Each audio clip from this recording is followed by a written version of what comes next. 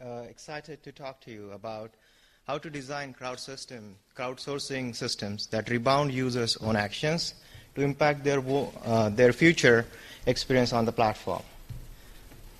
We are Stanford Crowd Research Collective, a worldwide group of volunteer researchers. We came together as a part of an open invitation from Michael Bernstein and Rajan Vaish. We have had over 1,500 people, including designers, engineers, PhD students, high school students, professors, participating in research. This paper presents 40 co-authors, and I have led this work. This is an exciting time in our project. As you can see, we have people from every continent except Antarctica. So in future, we may plan to recruit some penguins. Yeah. Maybe first time in the history, there is a real crowd in the UIST crowd session, which is reflecting on the paper. There is a lot of exciting things happening and a lot of hard work going on to build Demo, self-governed crowdsourcing marketplace. Recent advances in AI and deep learning provide huge opportunities for digitally mediated work, either through expert or non-expert crowdsourcing. However, due to lack of quality, existing crowdsourcing platforms are often compared with markets for laymen. Demo is engineered to address some of the most pressing challenges in paid crowdsourcing. One of those pressing challenges is designing the sustainable reputation system.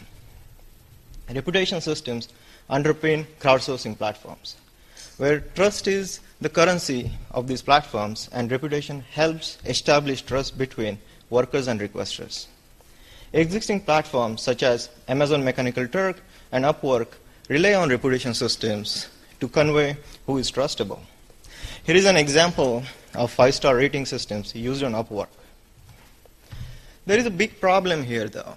These reputation systems are untrustable. Here, you can see the data from 2004 to almost 2015, where ratings are skewed towards 4.75 to 5. So everybody is highly rated. Now, despite everyone having such a high reputation, paradoxically, the platforms themselves are known for low-quality work. How is that everyone has super high reputation, but everything devolves into market for laymen? This is the exact problem that we are trying to investigate and solve. It turns out that there is a significant social cost associated with providing negative feedback in these platforms. As a result, people generously round up their numbers. For instance, if you are a requester and you used Mechanical Turk before, there is a huge amount of work that goes into dealing with workers if you reject their task, like responding their emails or addressing their complaints. And if you are a worker, then you don't want to give somebody a bad rating and potentially lose your chances to work with him again. And because of this fear of retaliation, both workers and requesters do not have any incentive to report accurate ratings. The overall impact of these misaligned incentives and inflated ratings is a trust breakdown. This trust breakdown forces risk-averse requesters lower their wages, and then platform starts becoming a market for laymen. Therefore, to engineer the sustainable reputation system, we must align the incentives of workers and requesters. In this paper, we take inspiration from game theoretical concept of incentive compatibility. Incentive compatible mechanisms allow agents to truthfully tell private information while maximizing their own rewards. One of the popular examples of such mechanisms is online or offline auctions. It is very similar to Tokyo's famous fish market auction, so I hope you guys got a chance to visit there. In these auctions, the designer wants people to bid their true value of the item.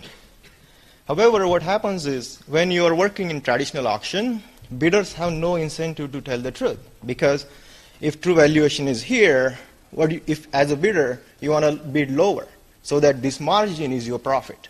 So you have no incentive to tell the truth and when you're participating in the auction.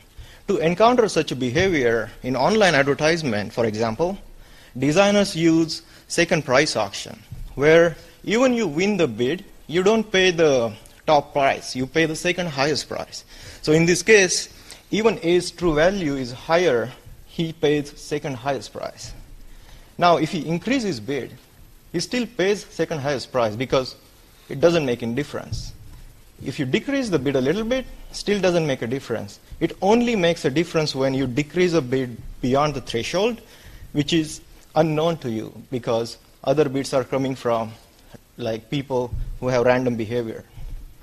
Now, A has no incentive here to bid any value other than his true valuation because that just loses out his chances to winning the auction. Traditionally, these kind of scenarios are modeled with mathematical proofs and game theoretical lemmas, but in dynamically evolving systems such as crowdsourcing markets, state space of agents' action is often unclear. Therefore, we can't straightforwardly translate this approach to crowdsourcing reputation systems. In this paper, we show how to adopt this concept to a broader class of wicked problems. Instead of seeking formal mechanisms and mathematical proofs, we are going to create socio-technical designs where user benefits more by sharing honest information with the system designers than sharing inaccurate information.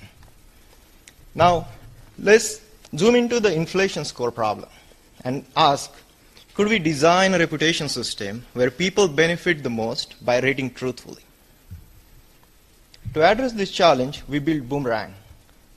Boomerang is a reputation system that rebounds the rating to directly impact the rater's later activities on the platform. Boomerang is implemented on Demo, which is the crowdsourcing platform I mentioned in the initial slides. Now, in Boomerang, workers and requesters rate each other using check plus, check, and check minus ratings. For example, this requester is providing ratings to various workers, and then Boomerang takes those ratings as an input and uses those ratings and provides most favorite worker early access to requesters' tasks, and least favorite workers late access in the pipeline. Now, to understand these incentives, let's put requester's hat on. If requester inflates the rating for a low-quality worker, then that low-quality worker is going to be getting early access to the task, and eventually that's going to impact the quality of work requesters going to receive from the worker. Therefore, any rational requester will have the incentive to rate truthfully and attract good workers rather than increasing the likelihood of attracting low-quality workers. To distribute this task according to the access rate, we implemented cascading task release. This graph highlights the utilization over the period of time. And the intuition behind the utilization is that to determine if there are enough workers engaged in the task completion at any given period of time. So now, in a good case scenario, you imagine for a requester, all check plus worker will come in and they will complete his tasks. Now, in a worst case scenario, what we do is we check the utilization against some threshold lambda. And if utilization falls down, we release the task to the next set of worker, which is check in this case. So we keep checking what's the rate of utilization, and if utilization is still low, we release it to the next level. Now you can notice the spikes when utilization is very low, and then tasks are released to the next level, it just shoots up.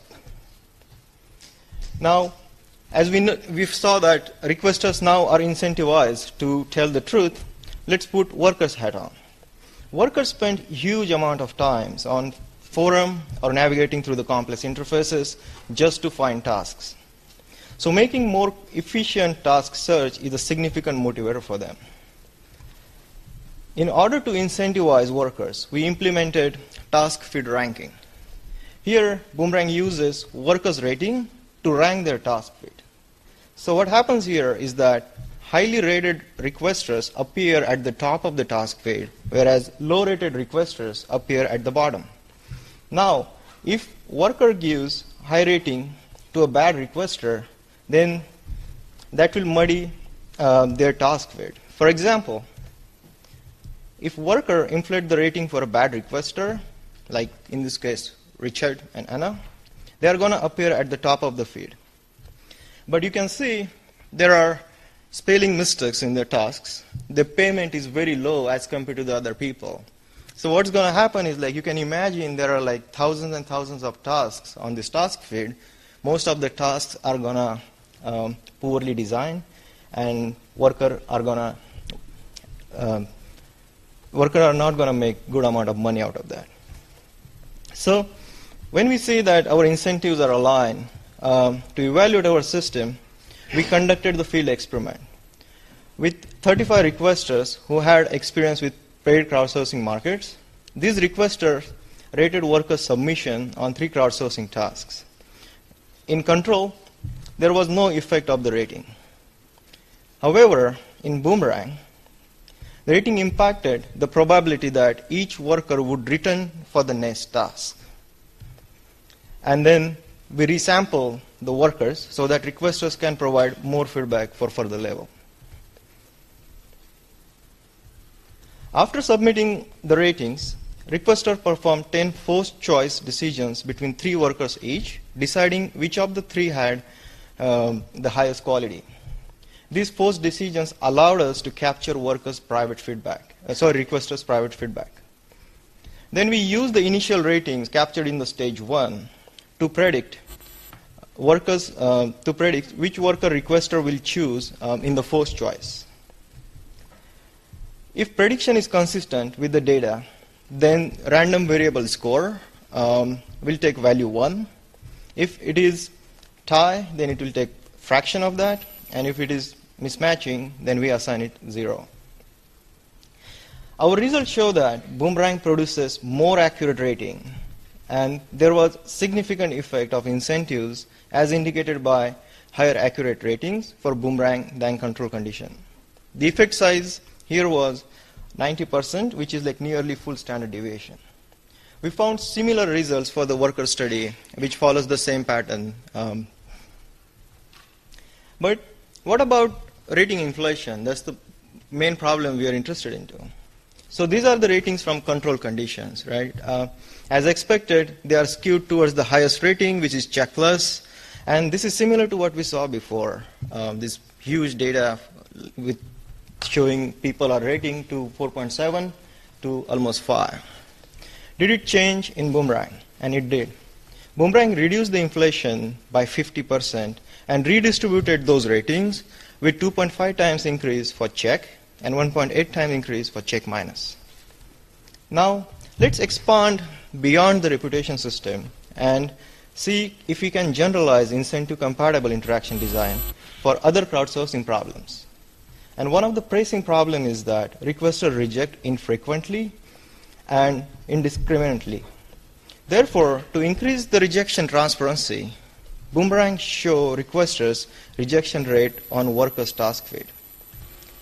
So now, if you are a worker, you also get more information in terms of requesters' rejection rate. Now, here, Sanjay will find a hard time to get good workers because his pattern is always rejecting, like 80% rejection is super high on this task feed.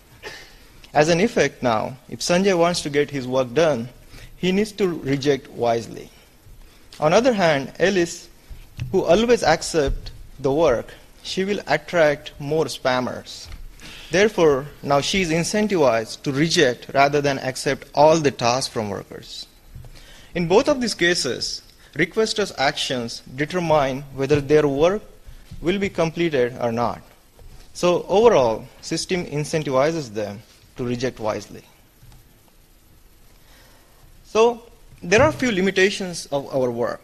Boomerang's incentives currently depend on workers and requesters using the platform repeatedly over time. Second, Boomerang is not a forcing function, but a nudge. We don't have enough evidence yet to see if Boomerang has increased the volume of ratings.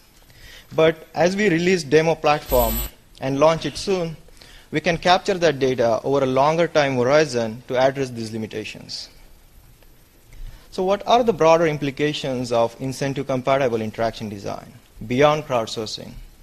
Specifically, can we motivate pro-social behavior on other social computing platforms, such as Uber, Waze, or even in online education.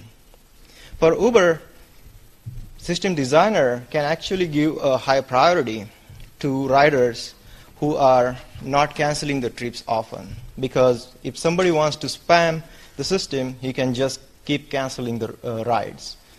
In ways, you can think about it as a recursive incentivization, where early access to traffic reports is given to those who make reports themselves. So,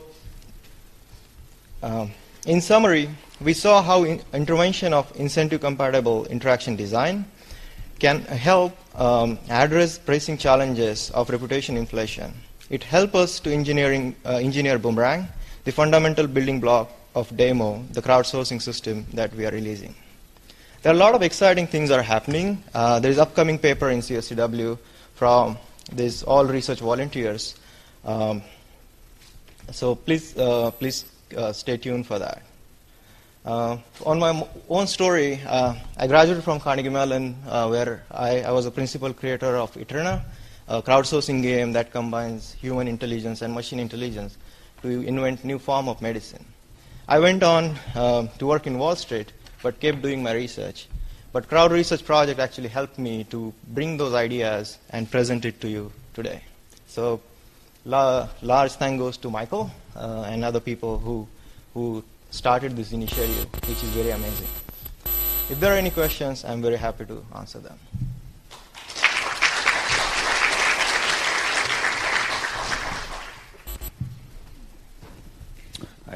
Zhou Kim from KAIST. Really nice work, Neil. So I was wondering if this incentive compatibility might, over time, in practice, might introduce another type of reputation. In that, if a certain requester keeps giving check minuses to a lot of workers, they might be known as a harsh requester, and workers might not end up picking up their tasks. So I was wondering if there could be any potential limitations of aligning these incentives, in a sense that could reinforce certain like bad behaviors or unwanted activities they want in the market. Yeah, so that's a very good question, and I think that's precisely what happens when people build mathematical models and then take it to the social computing systems without understanding and rationalizing the human behavior. But in this case, my hunch is that if we get more data, so it's like law of large number, those small effects are eventually gonna go down. One of the examples I can give in Eterna, where people actually vote on top designs, initially we had small set of users where most of the data that people voted on was garbage. But over the period of time, community itself filter out those kind of, we can say pitfalls, and then readjusts itself to kind of give positive feedback. So my hunch is that in this case, as we get more and more data, that effect will be negligible. I cannot say we can completely rule it out, but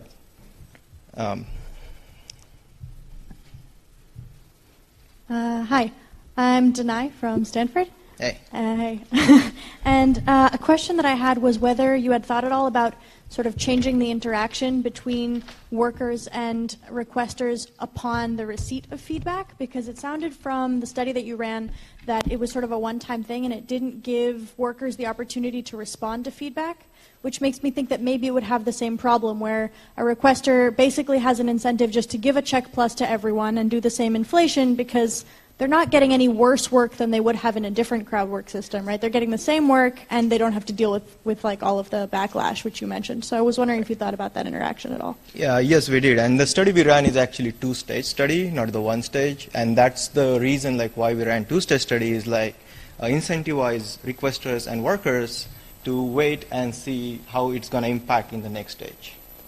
But in the real life, we will have more rounds of those kind of interactions, and that's what we are looking forward to study is how can you evaluate that in 1 year period? How does those incentives evolve, or are there any new incentives which can come up? Great, let's thank Neil one more time.